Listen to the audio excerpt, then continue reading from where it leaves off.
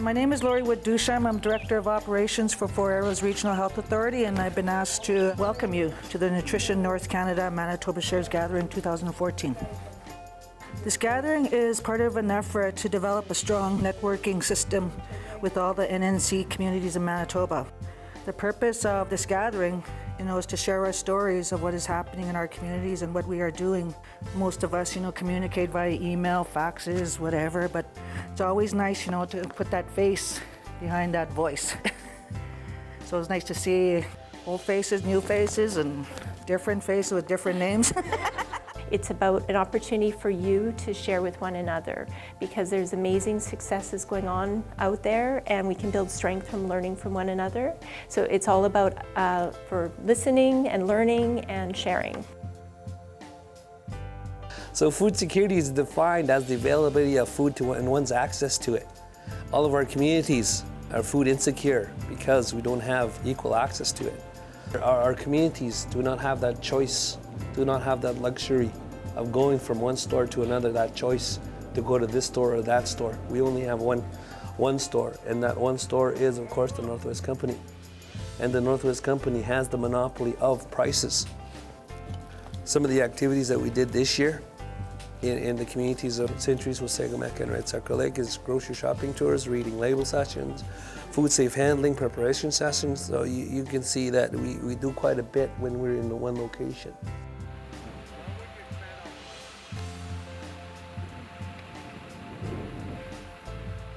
This is our Vegetable Day, Discovery Day at Garden Hill, and Larry helped organize a lot of the classrooms. We were able to get through to 24 classrooms and we got a lot of response from the kids. And this was a lot of fun. These are the different things. These are all vegetables.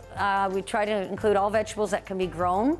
And so we're trying to lead into our gardens and try to encourage more gardens and get the kids to go home and say, hey, Mom, I want a garden, or Grandma, I want a garden.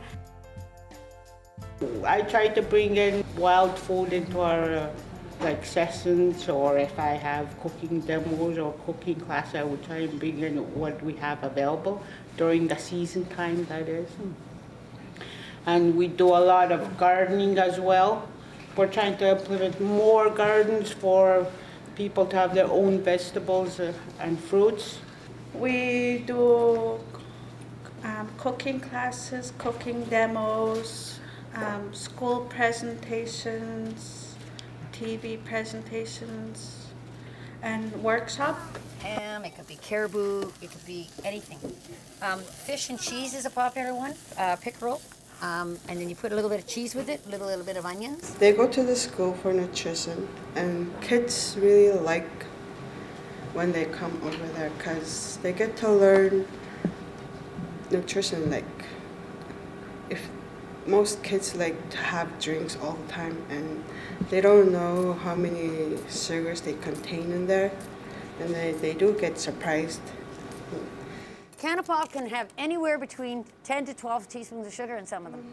They do ask a lot of questions, and when they go home, they do tell their parents what they learned and who they met. In God's Lake, we introduced chickens a few years ago, and here's some pictures for this year.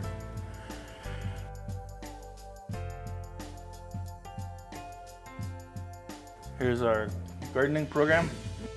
A bunch of us also had different ways of doing things. Instead of making boxes, we had all these boats, so we used boats.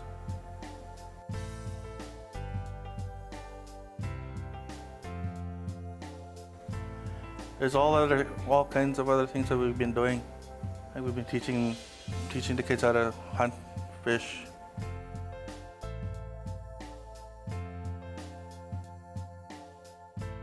With this Nutritions North, Belinda is the front line here. Along with the other health staff, we all get together, We have to work as a team to get our point across when we're trying to prevent diseases, illnesses, and whatnot. So along with physical fitness, like active living, I think we need to promote them together.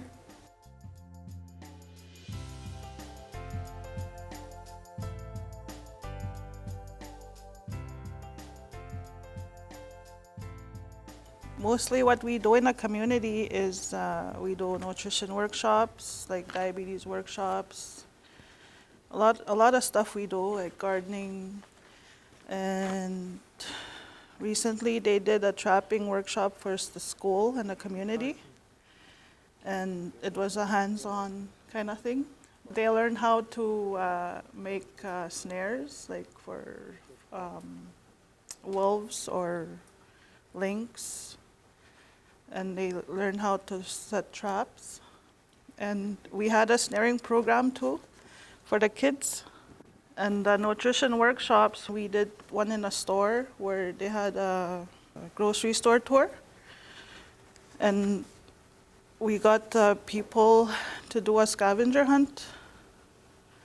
We gave them a sheet of paper and they would go and read the labels, write the answers down on the paper. We started gardening last year, and we had over 30 people that ordered seeds, like individual gardens. And we also started a community garden. I do Kids in the Kitchen. I also do diabetes cooking classes. We usually have traditional foods like fish. They learn how to dress the fish and cook it. Also like most meat and stuff, things like that, the traditional foods. One of the things that's most important in terms of doing the work with either ADI or Nutrition North is that you have to have your whole team supporting you and ensuring they get the training as well. So our staff went through the ADI 101. I think what I enjoyed the most was being involved with the youth because I was a camp nurse. First they made a fire and then they made tea. I had to sample all of it and it wasn't that good. And then they did the bannock making both on the stick and on the frying pan. And that wasn't good either because some of them had made bannock that looked really good on the outside, but on the inside their bannock was a little bit raw, so I gave them, tips on how to do that. So without any further ado, I'm going to get these young gentlemen to come and do a presentation. Garden Hill First Nation are doing their own their Nutrition North Canada projects too, and I'm really excited as far as what they're doing. They'll show you what kind of work they do. They do marvelous work. Our community faces a lot of challenges. Traditional workshops, we did four workshops involving 221 participants. That includes Elder Day, rabbit snaring, high school traditional days. They prepared fish, made bannock, soup, and all that. And I think there was about 3 or 4 elders there guiding the students on how to prepare these type of foods. There were a lot of students participating. They had fun. On February 6th, I took the 3 elders to the high school to tell them how to dress and demonstrate how to make a rabbit snare.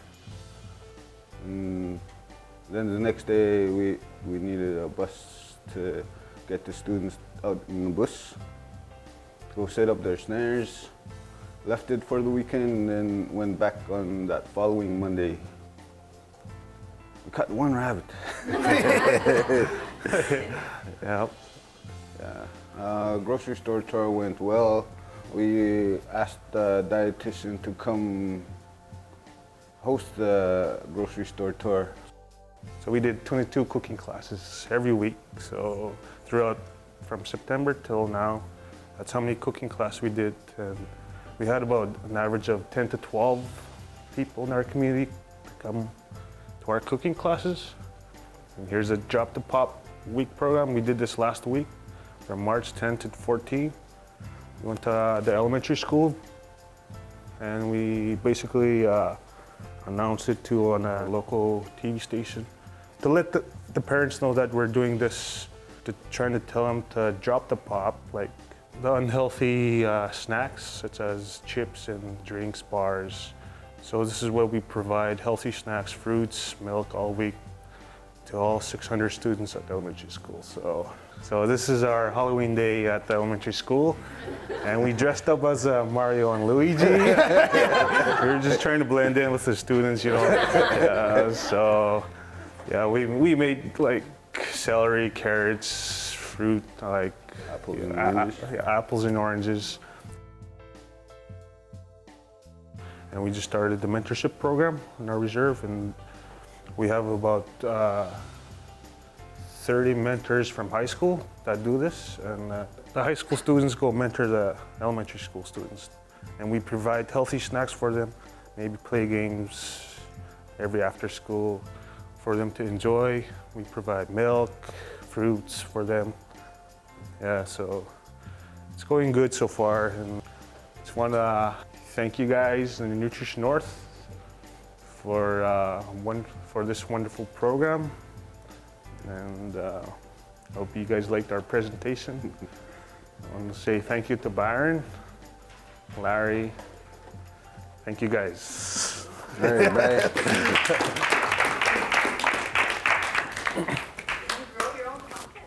Huh?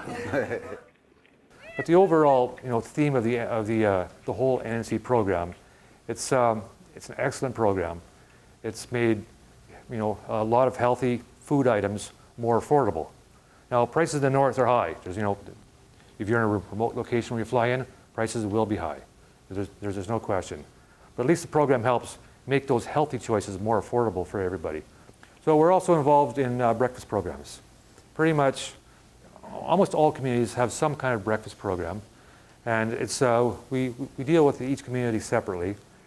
There are 6 communities that we work with the Breakfast Club of Canada with to make sure all those kids get a breakfast every morning. Our airport is separated from the community, so we rely on boat taxis or barges to get our freight across, and a lot like Garden Hill. And what we have to do is we have to prepare for a chopper season with the school. So right now, we're communicating with the school to bulk up on all those items that they would need for that period where they're choppering to keep the cost down low, so we can get them in ahead of time.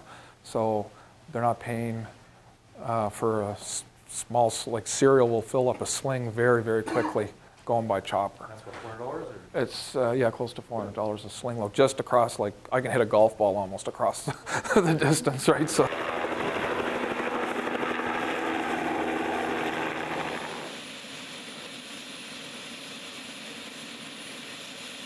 It's a great program. There's been great strides made in getting nutritious product into the North. We will share our information freely with you, with our pricing in both Nutrition North communities and non-Nutrition North communities, and our tonnage, to give you the evidence that you're going to need to make the changes that we all feel need to be changed. There are some communities that have been left out of this program that definitely should not have been, and we'll continue to support you in your fight to get them added on. But thank you for including us in this, and I hope we can continue to work together. This stuff that we do is great when we get there, but sometimes there are challenges. And sometimes we have to skip a community due to community events. A majority of our visits that do not happen is due to the respect of a passing of a loved one per community. Sometimes we have to skip those towns. So some of the challenges is getting men to attend. And we talk a little bit about that. Schedule changes, weather, school events, community activities. And we have to be prepared when we're in the community. We have to be prepared to switch gears on the spot. And so far, so good. That so far we haven't been sitting idle and doing nothing. We've been able to do is develop a relationship with even the health staff, the nursing staff as well. So what often will happen is if I'm in there and we're in there, they'll set us up to see people individually. We don't sit around, we'll be there, even if it's like we're individually seeing them till 9, 10 at night. Maybe over 20 gardeners at the beginning, and now we have more, but it's starting to become an issue because we have less tellers, more people want to plant. So we kind of have to have like set how many days per person can use a teller so we can have more gardens. Yeah, that coop set up, the kids did a great job painting it. They even named that coop. And they also had a cage set up with 2 different rows of cages inside and out. And somehow, by the time the chickens were full grown, the dog somehow figured out a way to open that door. So somehow they busted the door open and annihilated. There must have been over 30 chickens in there. I still call it a success because it went the full term, but the dogs got to it first. And the menu planning on a tight budget, that's another thing that we talk about, on how can they prepare their food, how they can prepare a big batch of food and then saving it with Ziploc bags. And again, sometimes there are issues that I understand that would you buy a Ziploc bag versus food? That's right there, the inequality of food security. Noodles has in there. With the 101, we have a lot of referrals, so we need to have more time with them. So I like to thank them for coming to our communities and help us with the education.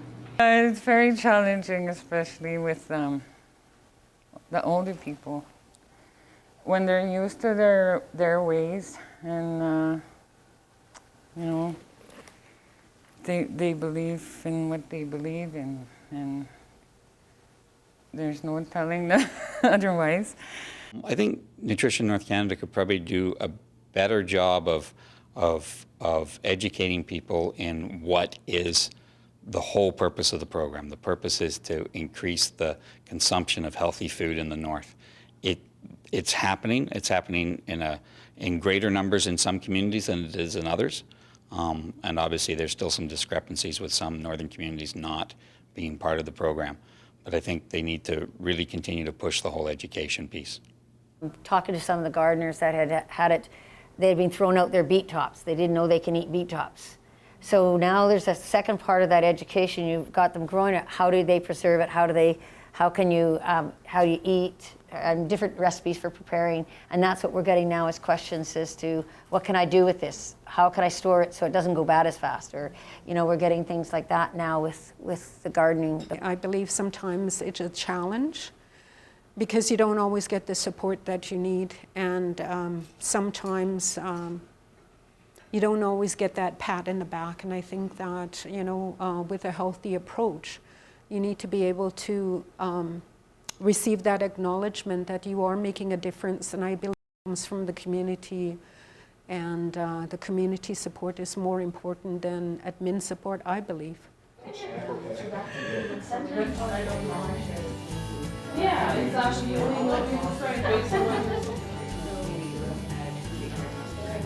So this is National Health Authority. And they learn how to survive.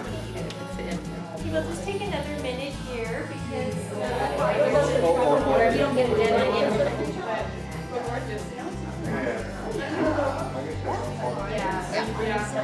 Yes. And you can actually write down some of the items in the garden so that they can give help with World Diabetes Day. And minus sign that is time. Okay, yes, that's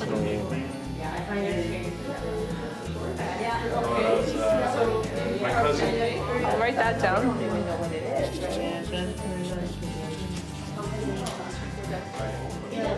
And then the next day, you do all the Just to kind of another way of connecting there, and we would just ask maybe everybody to submit like a story. We do great jobs.